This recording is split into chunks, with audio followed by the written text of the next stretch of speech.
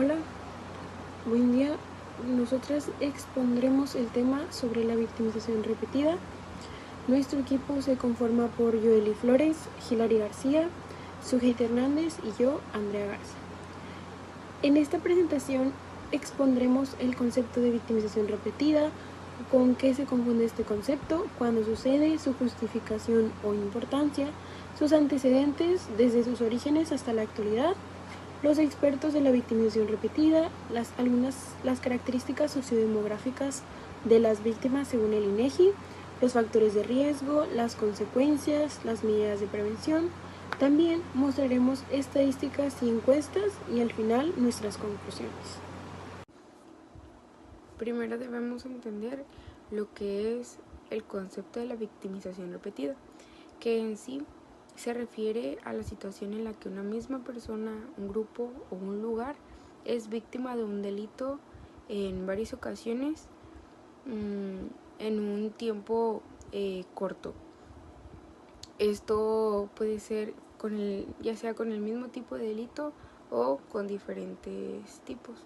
Hola, mi nombre es Hilary y les voy a hablar sobre los tres conceptos con los cuales la victimización repetida suele confundirse. Tenemos primero la revictimización, y este habla sobre cómo las instituciones, que son las encargadas de procurar justicia y cuidar a las víctimas, suelen revictimizar a las víctimas, ya que al momento de llevar el proceso suelen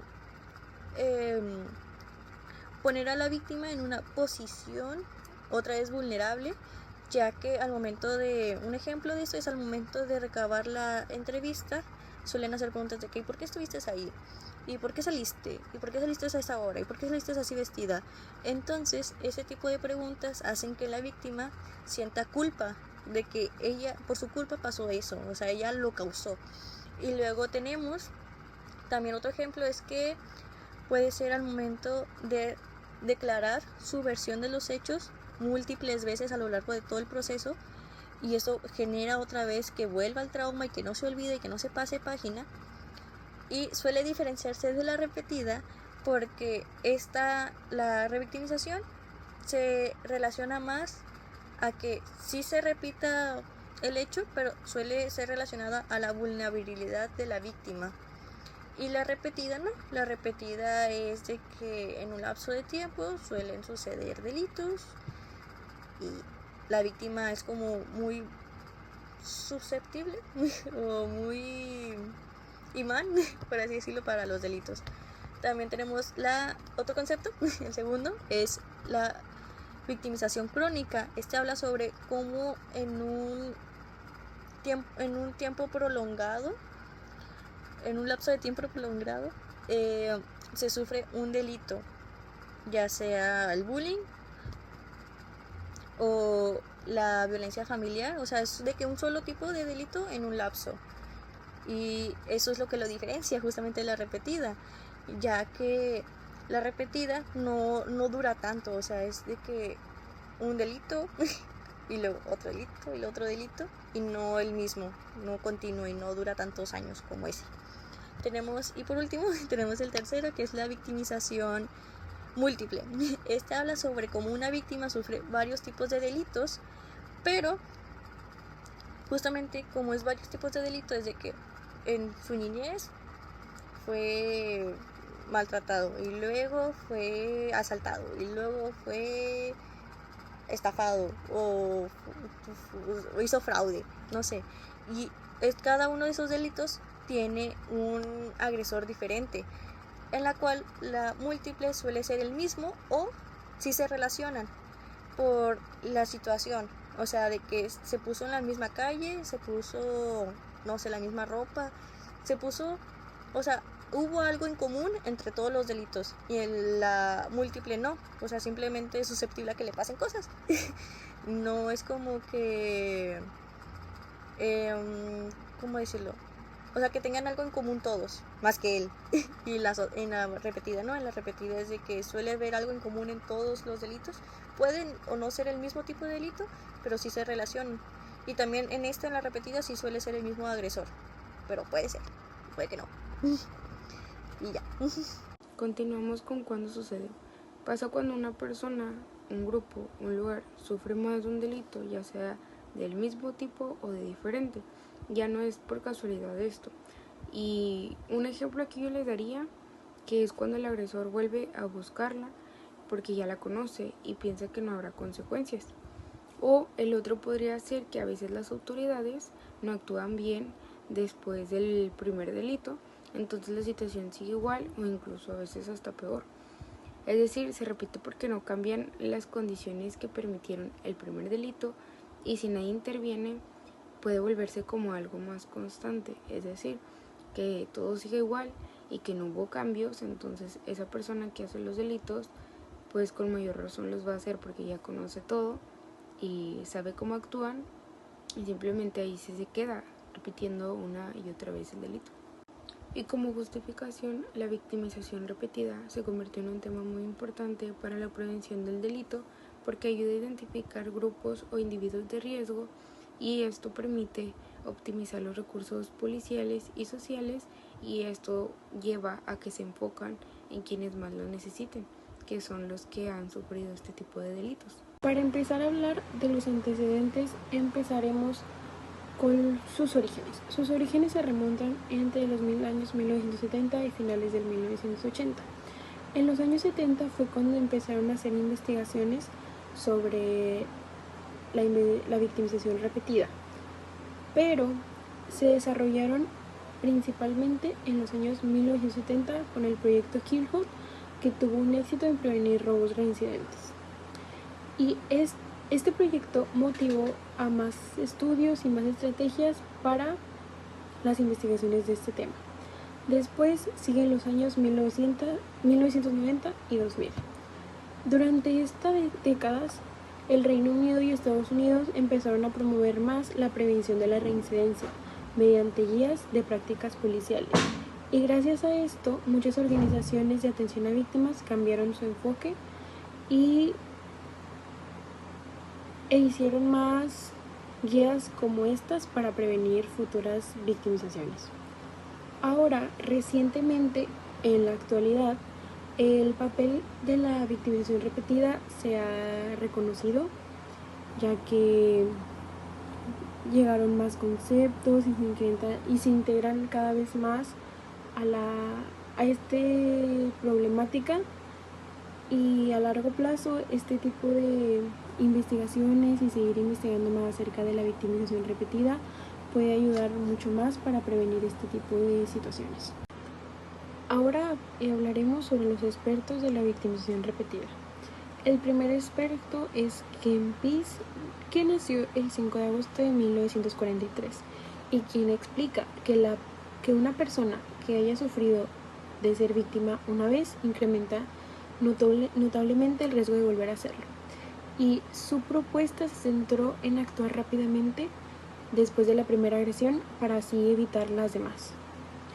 El segundo fue Graham Farrell, que nació el 25 de abril de 1967 y completó este tipo de planteamientos de la victimización repetida con estudios empíricos, demostrando que la reincidencia en algunos delitos es en corto tiempo y que esto puede ayudar a aplicar medidas preventivas más eficaces. Después están dos expertos, que es Ronald B. Clark, que nació el 24 de abril de 1941, y Marcus Felson, que nació el 15 de agosto de 1947. Y aunque ellos no se dedicaron exactamente a la victimización repetida, con teorías como la de prevención situacional del crimen y las actividades rutinarias, pudieron dar a conocer cómo ciertos entornos, ciertos hábitos o ciertos lugares pueden aumentar la probabilidad de ser víctima de forma reincidente. Y el último experto es Jan van Dijk, que nació en el año de 1952 y ha destacado el cómo ser víctima de estos actos y delitos reincidentes puede causar un impacto muy emocional y social que pueden ser más graves de lo que parecen a simple vista. Después tenemos las características sociodemográficas de las víctimas según el INEGI. La primera es la edad. Jóvenes y adultos mayores son más propensos a la victimización repetida. Le seguimos con el género. Las mujeres son más propensas a delitos de agresión sexual con victimización repetida y los hombres a delitos violentos. Le sigue la raza, que ciertas minorías raciales son más propensos a una alta tasa de delitos. El ingreso económico, un bajo ingreso económico puede hacer que seas blanco de victimización repetida, ya que no te puedes proteger. Y también del otro lado sería un alto ingreso económico te haría blanco de victimización repetida, ya sea en robos o extorsiones. Le seguimos con los recursos disponibles por la policía, que aquí es una falta de presencia policial o nula respuesta puede hacer más fácil la victimización repetida. Le seguimos con la ocupación. Ocupaciones, trabajos peligrosos como trabajar de noche te puede hacer blanco. Luego seguimos con el estilo de vida, tener actividades riesgosas, tomar alcohol o drogas y el pertenecer a pandillas aumenta la victimización repetida. Y por último es la ubicación. Si en el lugar en donde vives hay una tasa de delitos muy altos, es más propenso a que haya una victimización repetida. Luego están los factores de riesgo. Existen diferentes tipos de factores de riesgo que pueden exponernos hacia la victimización repetida. El primer factor es los factores individuales. Aquí está la edad, que los jóvenes y adultos mayores son más propensos a la victimización repetida. El género, que depende de la conducta criminal, es más probable que algún género salga más lastimado, como las mujeres con la violencia doméstica. Le seguimos con los problemas de salud mental, como la depresión o ansiedad pueden aumentar la vulnerabilidad a ataques de victimización repetida. Y por último está el estilo de vida, el tener actividades riesgosas, el ir a lugares riesgosos como bares puede aumentar esa probabilidad. Después le siguen los factores sociales. El primer factor es la relación con el agresor. Si la víctima conoce al agresor, es más probable una victimización repetida. Le seguimos con el aislamiento social, un claro apoyo de la familia, de amigos o comunidad. Y por último, las normas culturales, que se tolere la violencia o desigualdad hacia ciertas personas. Le seguimos con los factores ambientales. El primero es la inseguridad. En lugares públicos, falta de iluminación. En lugares de trabajo, el acoso laboral y que no se haga nada. Y en las escuelas, una clara violencia en las instalaciones. Luego, por último, tenemos la impunidad hacia el agresor. Si no se hace justicia, es muy probable que el delincuente siga actuando y la victimización repetida siga pasando. Luego seguimos con las consecuencias que puede tener la víctima después de una victimización repetida. Están primero las consecuencias en salud mental, que pueden ser trastorno de estrés postraumático, depresión, ansiedad, pensamientos suicidas. Y las consecuencias sociales, que sería aislamiento, hostilidad, agresividad, problemas con la interacción social y un aumento de la vulnerabilidad con miedo a todo a su alrededor. Después tenemos las medidas de prevención. La primera sería una intervención temprana, que es identificar a las víctimas que ya sufrieron un primer ataque y apoyarlas para que baje el riesgo de victimización repetida, ya sea con apoyo psicológico como terapias y un apoyo en la seguridad policial. La otra medida de prevención sería la colaboración, fomentar una unión entre distintas organizaciones como policías, escuelas y servicios sociales para concientizar sobre el tema y poder luchar contra la victimización repetida de forma más rápida y eficaz. Continuamos con las estadísticas de la victimización repetida según la encuesta internacional de victimización. Presentamos una tabla en donde pusimos la ofensa, que es la conducta criminal, la reincidencia y las víctimas reincidentes. Empezamos con la agresión con un 25% de reincidencia y un 11.4% de víctimas reincidentes. Seguimos con la agresión sexual con un 85% de reincidencia y un 67% de víctimas reincidentes. Seguimos con la violencia doméstica con un 62% de reincidencia y un 28% de víctimas reincidentes. Agresión a jóvenes es un 90% de reincidencia y un 59% de víctimas reincidentes. Los delitos contra vehículos es un 46% de reincidencia y un 24% de víctimas reincidentes. Y por último, el robo residencial, con un 40% de reincidencia y un 19% de víctimas reincidentes. Toda esta información se sacaron de diferentes fuentes por todo el mundo. Algunas de estas fuentes son los informes de urgencias en Países Bajos, encuestas de víctimas en experiencias de adultos de California y encuesta nacional de juventud en Estados Unidos. La INVIPE estima la tasa de prevalencia delictiva dividiendo a las personas víctimas de al menos un delito entre la población mayor de 18 años por cada 100.000 habitantes. Este indicador forma parte del Plan Nacional de Desarrollo de 2013 a 2018 y entre los años 2010 y 2020 la tasa mostró estabilidad entre 2010 a 2011 y aumentó en 2012, pero se mantuvo constante en 2013 a 2016, subió en 2017 y disminuyó significativamente entre 2018, 2019 y 2020. Por otra parte, la tasa de incidencia delictiva se obtiene dividiendo el número total de delitos entre la población mayor de 18 años por cada 100.000 habitantes y entre 2010 y 2014 la tasa se mantuvo similar ante la prevalencia delictiva y en 2015 hubo una disminución y seguida de un aumento en 2016 y 2017 y finalmente una caída continua entre 2017 y 2020.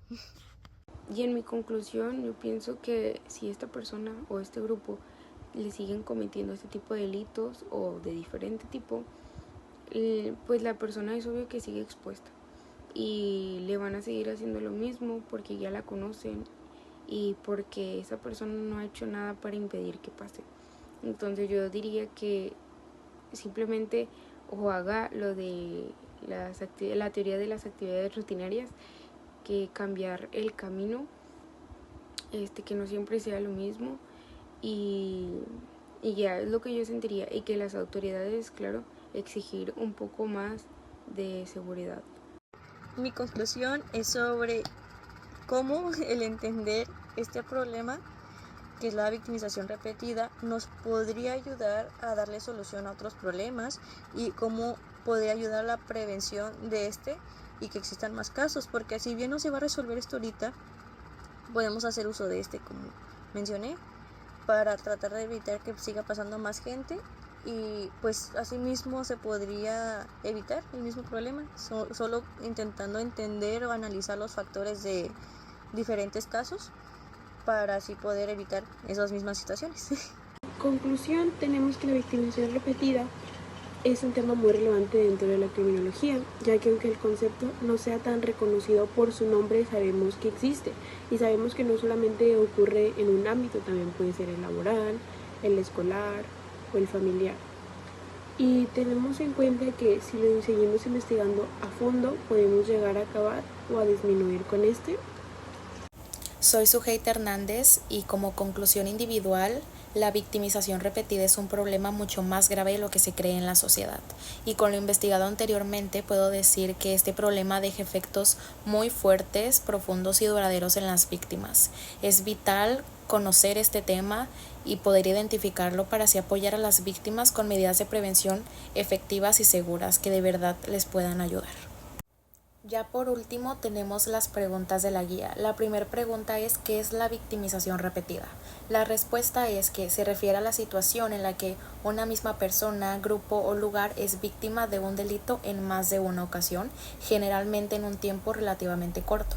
La segunda pregunta es: ¿cuáles son los factores individuales que pueden poner a una persona en riesgo de victimización repetida? La respuesta es género, edad y problemas de salud mental.